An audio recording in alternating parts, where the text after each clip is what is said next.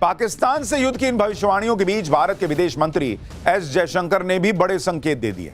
S Jaishankar ने पाकिस्तान पर खुला ऐलान कर दिया है, साफ कह दिया है कि अगर पाकिस्तान आतंकवाद को जारी रखता है तो फिर भारत को भी जवाब देने का पूरा अधिकार है। सुनिए कैसे पाकिस्तान को भारत खुली चुनौती दे रहा है कि करोगे अगर तुम गलत काम तो फिर पिटाओगे। When you have bad neighbors, and if you look to the one to the west, if a country decides that they will deliberately, persistently, unrepentantly continue with terrorism, we have a right to defend our people against terrorism. We will exercise that right. How we exercise that right is up to us. Nobody can tell us what we should do or not. We will do whatever we have to do to defend ourselves. It's a common sense proposition.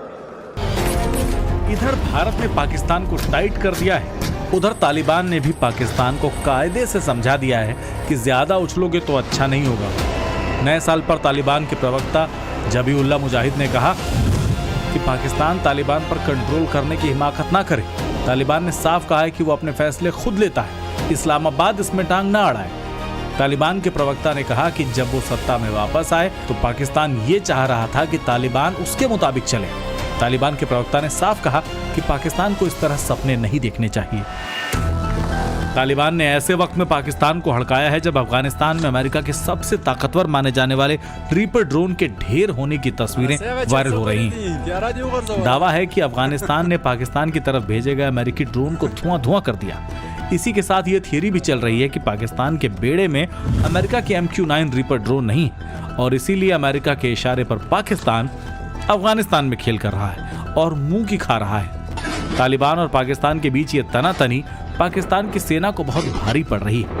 एक तो border पर पाकिस्तान को आर्थिक नुकसान तो हो ही रहा है, साथ ही TTP के आतंकी पाकिस्तान की सेना को लगातार फोड़ रहे हैं। तालिबान से भिड़ने के चक्कर में पाकिस्तान ने अपना बहुत नुकसान करवा लिया है। 2025 का साल पाकिस्तान के लिए सबसे घातक साल साबित हुआ। 2025 में अफगानिस्तान बॉर्डर से हुए हमले में पाकिस्तान में करीब 4000 लोग मारे गए। इसमें से 1070 लोग तो सिर्फ बॉम्ब ब्लास्ट में ही मारे गए। पाकिस्तान की पिटाई के पीछे सीधे सीधे तहरीके तालिबान का हाथ है, जो आए दिन पाकिस्तान में धमाके करता है। तहरीके तालिबान ने पाकिस्तान को कैसे फोड़ा है, खुद इसका वीडियो जारी किया गया। पाकिस्तान में जान माल का तो नुकसान हो ही रहा है, साथ ही उसे आर्थिक नुकसान भी हो रहा है। अफगानिस्तान बॉर्डर पर 10,000 के करीब ट्रक फंसे हुए हैं। कराची बंदरगाह पर 11,000 से 12,000 अफगान ट्रांजिट और मध्य एशिया के कंटेनर अटके पड़े हैं। इससे दोनों देशों का व्यापार रुका हुआ है, हर दिन करोड़ों का घाटा हो रहा है। पाकिस्तान के निर्यात को झटका लग रहा है, व्यापारियों को नुकसान हो रहा है। दूसरी तरफ अफगानिस्तान इस नुकसान को कम करने के लिए नए रास्ते और साझेदार तलाश रहा है। पाकिस्तान की आर्थिक हालत इतनी खराब हो गई कि अब वो अपने एयरलाइंस से लेकर होटल सब कुछ बेचने पर आ गया है। खबर है कि IMF की शर्तों को पूरा करने के लिए पाकिस्तान की सरकार अपने होटल, बैंक, इंश्योरेंस, एनर्जी कंपनियां सब बेच रही है। पाकिस्तान पर विदेशी कर्ज बढ़कर $131 बिलियन पहुंच गया है। एक्सपर्ट्स कह रहे हैं कि पाकिस्तान को रोजाना का खर्चा चलाने के लिए भी अब कर्ज लेना होगा।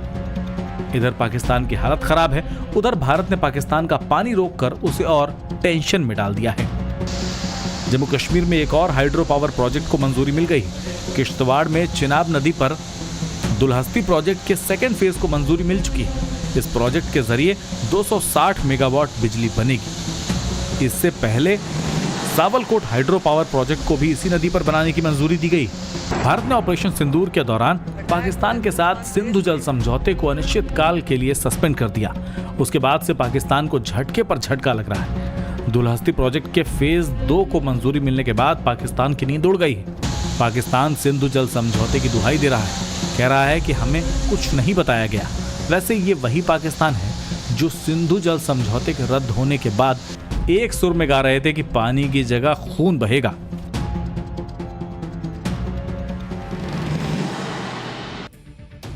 पाकिस्तान बांग्लादेश को लेकर भी बहुत उछल रहा था, लेकिन नया साल आते ही बांग्लादेश में भी नया खेल होने लगा है। नरेंद्र मोदी ने ऐसी चाल चली है जिससे पाकिस्तान को भी शॉक लगा होगा। भारत से बिगड़े रिश्तों के बीच भी पीएम मोदी ने विदेश मंत्री एस जयशंकर को बांग्लादेश भेज दिया है। विदेश मंत्री एस जयशंकर पीएम मोदी का एक लेटर लेकर बांग्लादेश पहुंचे तो यूनुस सरकार टेंशन में आ गई। बांग्लादेश में बीएनपी अध्यक्ष खालिदा जिया को श्रद्धांजलि देने गए विदेश मंत्री एस जयशंकर ने उनके बेटे तारिक रहमान से मुलाकात की, लेकिन भारत के विदेश मंत्री ने मोहम्मद यूनुस से कोई मुलाकात नहीं की।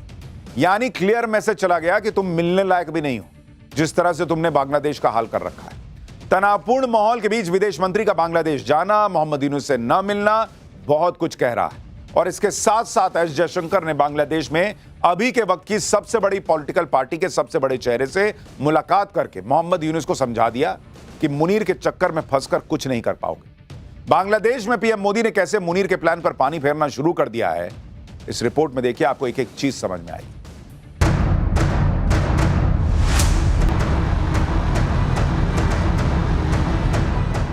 मोदी के ढाका मास्टर प्लान का ब्लूप्रिंट तैयार है।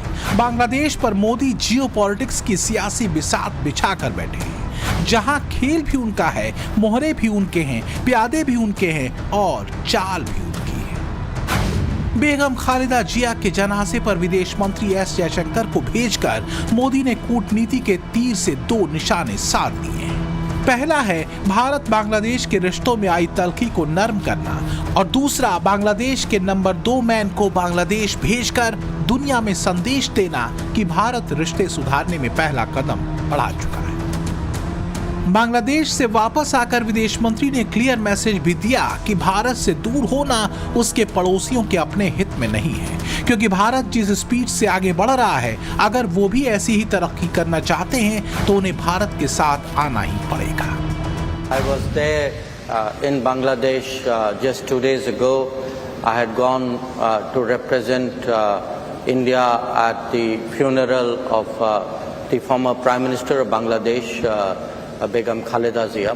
There is as I said, a good neighbor, bad neighbor, but an overall neighborhood policy. Most of our neighbors, I think, have, a realization that India's growth is today a lifting tide. That if India grows, all our neighbors will grow with us. They will have many more opportunities. I think that, in a sense, is the message which I also took to Bangladesh. यहां भारत की ओर से 2 अहम कूटनीतिक संदेश देखने को मिले। विदेश मंत्री बेगम खालिदा जिया के बेटे और बीएनपी के नए फेस तारिक रहमान से तो मिले, लेकिन मोहम्मद यूनुस से कोई मीटिंग, कोई मुलाकात नहीं की। एस जयशंकर के बांग्लादेश दौरे की एक और तस्वीर बेहद चर्चा में है, जब वो पाकिस्तानी स्पीकर अयाज सादिक से मिले और उनसे हैंडशेक किया। जयशंकर ने बांग्लादेश के मुख्य सलाहकार मोहम्मद यूनुस से कोई बैठक नहीं की, जो भारत बांग्लादेश संबंधों में वर्तमान तनाव की गंभीरता को दिखाता है। ये कदम खास तौर पर तब और ज्यादा अहम हो जाता है जब नेपाल के विदेश मंत्री और पाकिस्तान की नेशनल असेंबली के स्पीकर सरदार अयाज सादिक ने यूनुस से स्टेट गेस्ट हाउस में मुलाकात की। भारत का स्टैंड साफ है। जब से यूनुस सरकार बनी है, वो बांग्लादेश में हिंदू अल्पसंख्यकों को सुरक्षा देने में नाकाम रही है। 300 से ज्यादा हिंदू और अल्पसंख्यक मारे गए हैं। लगातार हिंदुओं के घरों पर अटैक हो रहा है। अब यूनुस सरकार ने हिंदुओं के अधिकारों पर भी डाका डालना शुरू कर दिया है। बांग्लादेश सरकार की ओर से 2026 की छुट्टियों की लिस्ट जारी की गई है। इस लिस्ट के अनुसार बांग्लादेश में हिंदुओं को सरस्वती पूजा, बुद्ध पूर्णिमा, जन्माष्टमी, महालया की कोई छुट्टी नहीं मिलेगी। इस सब के बीच जयशंकर की यूनुस से न मिलने की स्थिति एक साफ राजनीतिक संदेश के तौर पर सामने आई है, जो भारत की नाराजगी और गंभीर दृष्टिकोण को दिखाती है। दूसरी तरफ मुल्ला मुनीर के पैरों तले भी जमीन खिसकी जा रही है। बांग्लादेश के लिए जो जहरीला प्लान मुनीर के दिमाग में था, वो फेल होता दिख रहा है। मोदी के ढाका प्लान की तस्वीर जब से मुल्ला मुनीर ने देखी है, वो डर से कांप रहा है। मुनीर सोच रहा है कि बांग्लादेश में उस्मान हादी की हत्या के बाद चुनाव टल जाएंगे। हादी की मौत का ठीकरा भारत पर फोड़कर एंटी इंडिया सेंटिमेंट तैयार करके चुनाव को डिरेल किया जाएगा।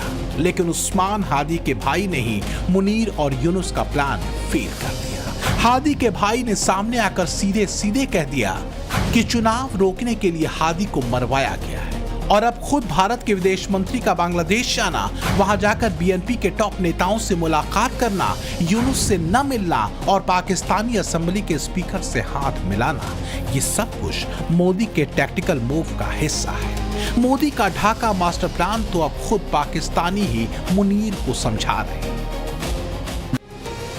पर मुल्ला मुनीर आंखों में पट्टी बांध कर बैठा है। जयशंकर के हैंडशेक पर पाकिस्तान इतराने लगा है।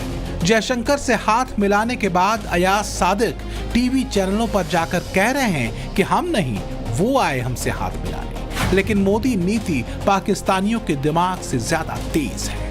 ये बात पाकिस्तानी हुक्मरानों को समझ में नहीं आ रही। भारत की बांग्लादेश पॉलिसी में पाकिस्तान ना चाहते हुए भी आ ही गया है और इसकी वजह खुद मुनीर है। ये किसी से नहीं छिपा कि बांग्लादेश में आईएसआई को मोहम्मद यूनुस सरकार का साथ मिलता है।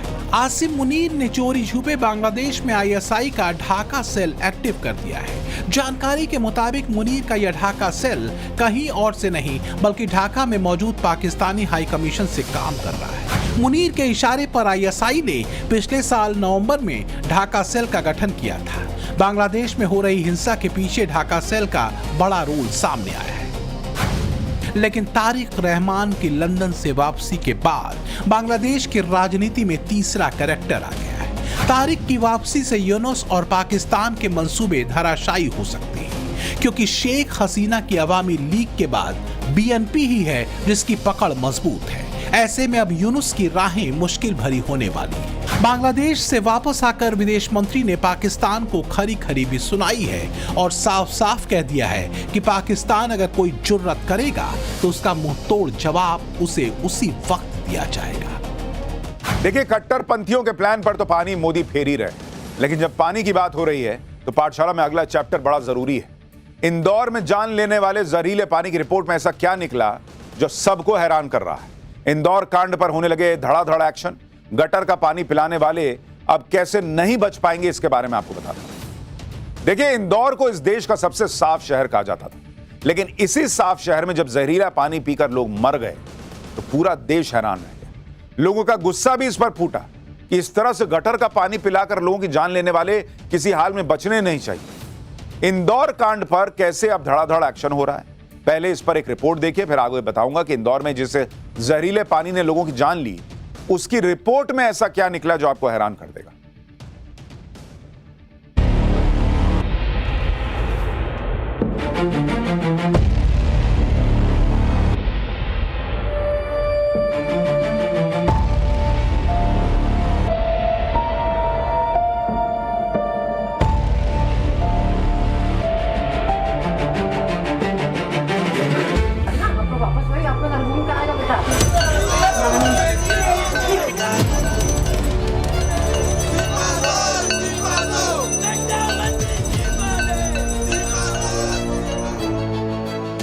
इंदौर जैसे शहर में गंदे पानी की सप्लाई से हुई मौतों ने गंभीर सवाल उठा दिए हैं, जिसके बाद सीएम मोहन यादव एक्शन में आ गए। उन्होंने इंदौर के अपर आयुक्त को तत्काल हटाने के निर्देश दिए हैं। साथ ही प्रभारी सुपरिटेंडेंट इंजीनियर से प्रभार वापस ले लिया गया है। सीएम के आदेश पर इंदौर नगर निगम के कमिश्नर और अपर कमिश्नर को कारण बताओ नोटिस जारी किया गया है। इंदौर में दूषित पानी से हो रही मौत के विरोध में प्रदर्शन भी शुरू हो गया है। नगर निगम की अनदेखी के विरोध में कांग्रेस पार्षद की अगुवाई में लोगों ने आंखों पर पट्टी बांधकर प्रदर्शन किया।